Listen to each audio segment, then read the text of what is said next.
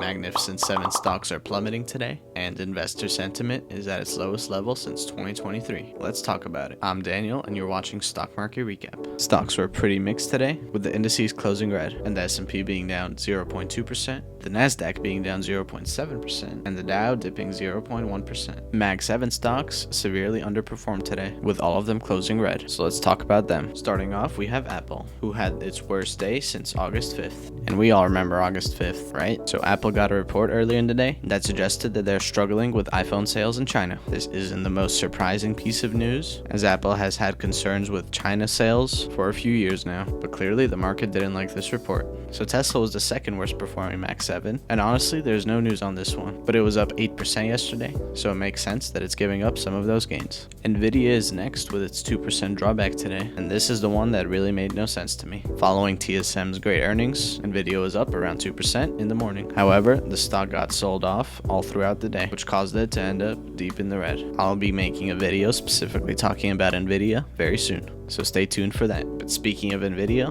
let's transition into TSM, who had a fabulous earnings beat today, which sent its stock up 4%. If you'd like to know more details about TSM's earnings, make sure to check out my earnings recap. I personally think that these earnings are great for the whole semiconductor sector, but maybe the market is just being patient and waiting to see results from the one and only Nvidia, of course. Finally, there's been a report that says that investor sentiment among retail investors is the lowest it's been since November 2023, which is actually extremely interesting. That means investors aren't as bullish as it might seem. But is that a bad or good thing? Let me know down in the comments. That wraps it up for today's recap. Hope you enjoyed, and I'll see you tomorrow.